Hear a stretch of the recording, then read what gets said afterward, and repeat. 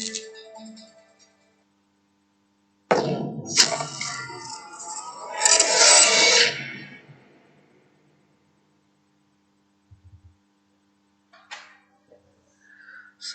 siang anak-anak kelas 2, bertemu kembali dengan Pak Budi.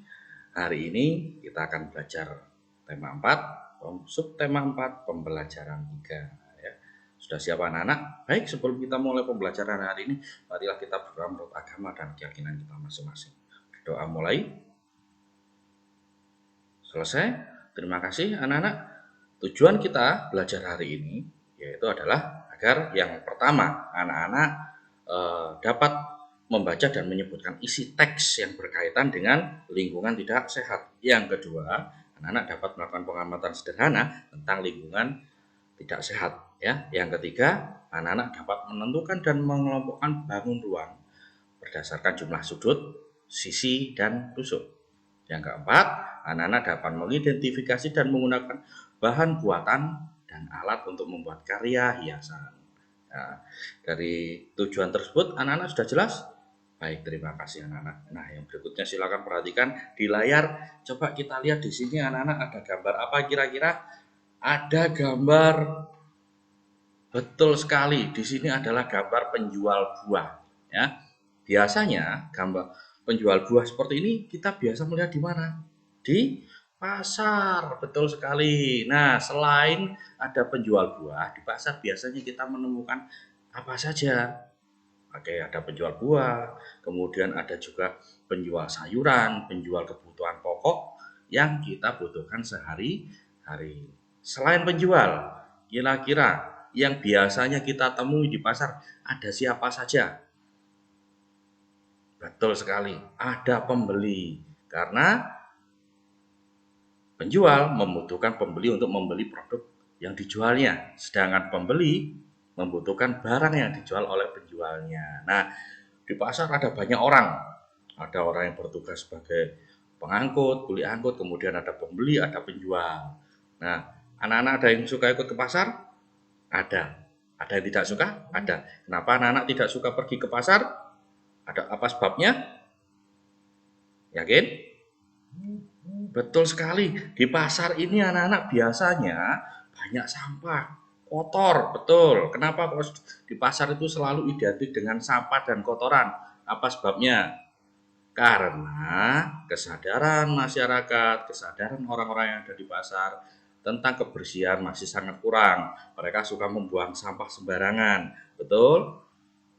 Padahal tempat sampah sudah ada, tapi mereka suka membuang sampah sembarangan. Padahal kita tahu kalau lingkungan kotor, ya sampah itu menyebabkan apa?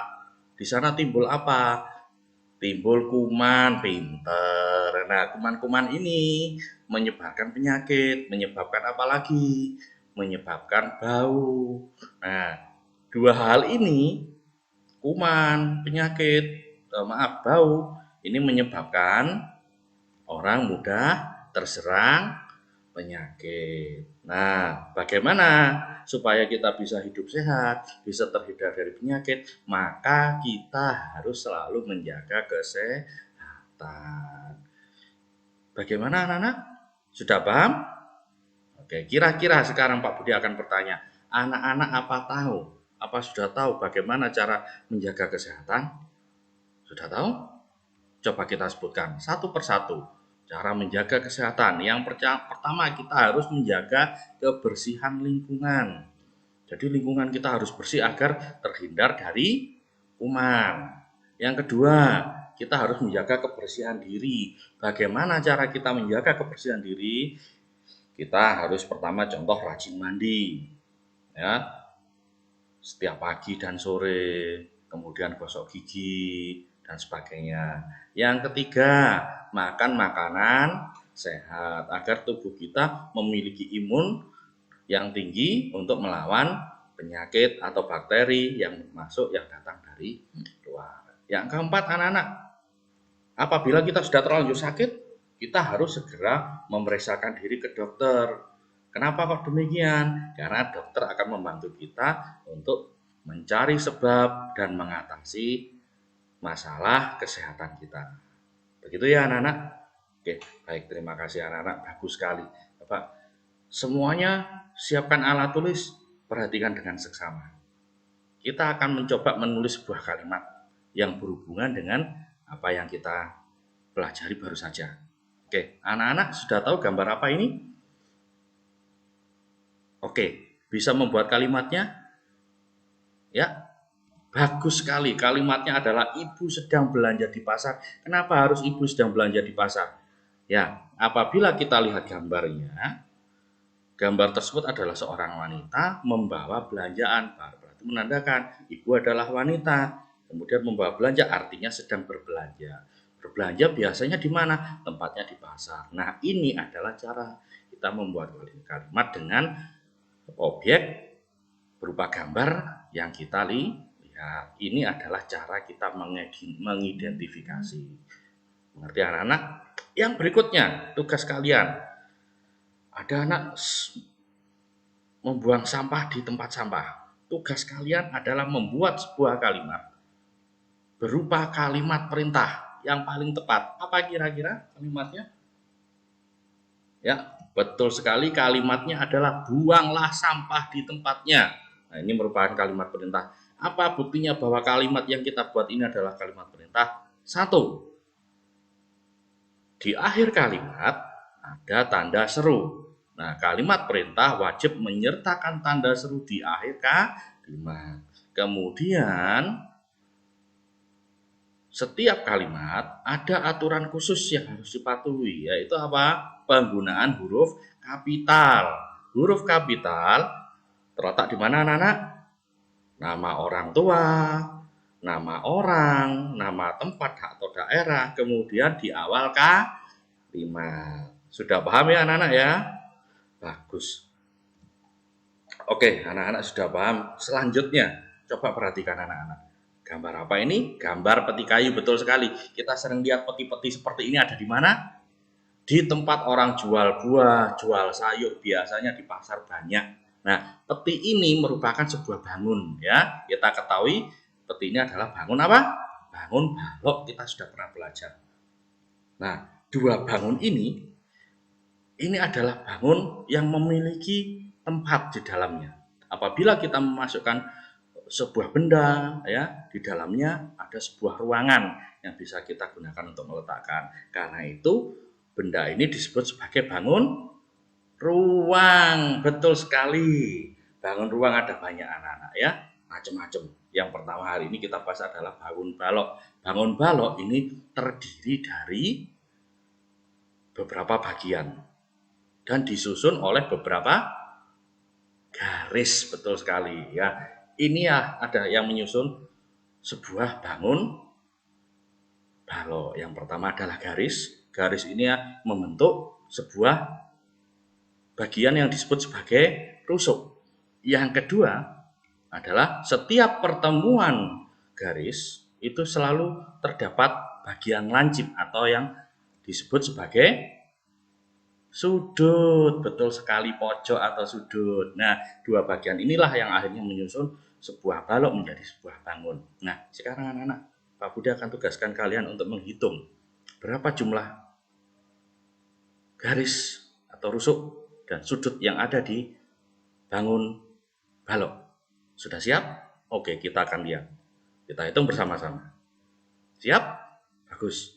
1, 2, 3, 4, 5, 6, 7, 8, 9, 10, 11, 12.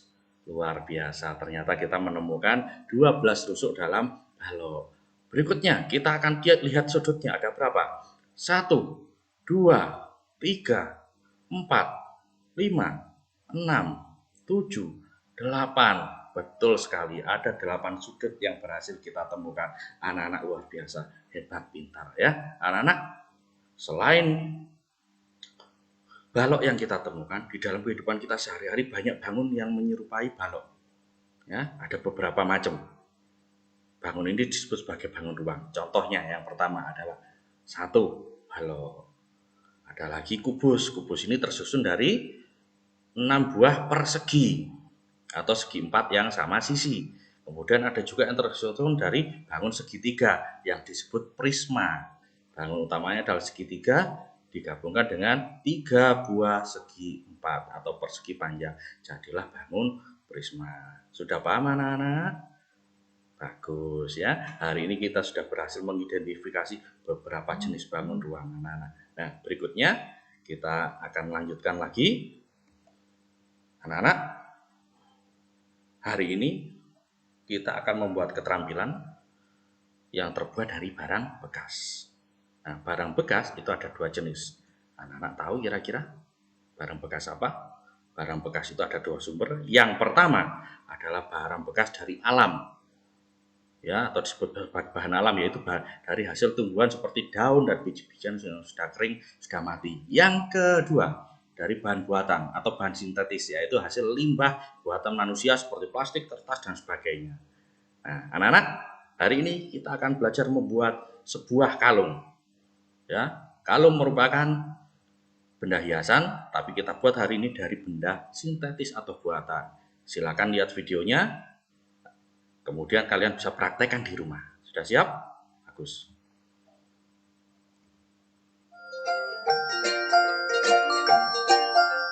Ini adalah cara membuat kalung. Yang pertama, kita siapkan benang nilon, kedua gunting, ketiga sedotan, keempat, kita akan potong-potong. Ya, kita potong-potong.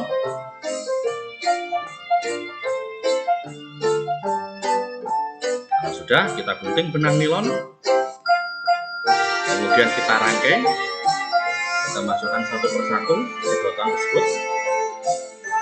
Ya, hingga penuh. Kemudian ujungnya kita gabungkan, kita ikat bersama-sama.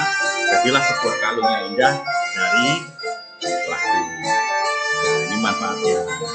Ya, anak-anak bisa membuat lagi di rumah bersama ibu kalian masing-masing. Ya, selamat mencoba. Oke, baik anak-anak, hari ini kita sudah belajar banyak. Ya, kesimpulan hari ini ada apa anak-anak yang bisa kita dapatkan dari pelajaran hari ini? Anak-anak sudah memahami? Bagus, baik. Yang pertama, hidup bersih itu sehat. Maka jagalah kebersihan demi kesehatan. Yang kedua, anak-anak di sekitar kita ada berbagai macam benda yang memiliki unsur pembentuk berupa sisi, sudut, dan rusuk. Ya, dan setiap benda di sekitar kita dapat berguna jika dimanfaatkan dengan baik. Bagus. Ya, anak-anak sudah memahami?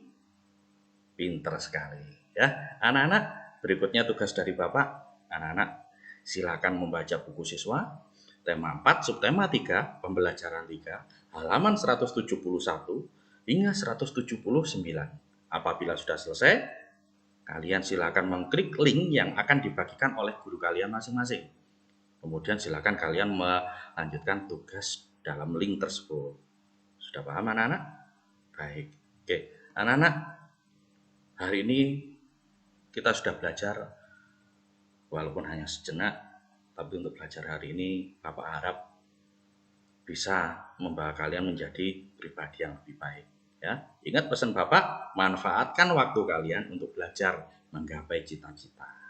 Dan jangan lupa, belajarlah sebelum belajar itu dilarang. Ya, tetap semangat, jaga kesehatan, sampai bertemu di pembelajaran selanjutnya. Terima kasih. Wassalamualaikum warahmatullahi wabarakatuh.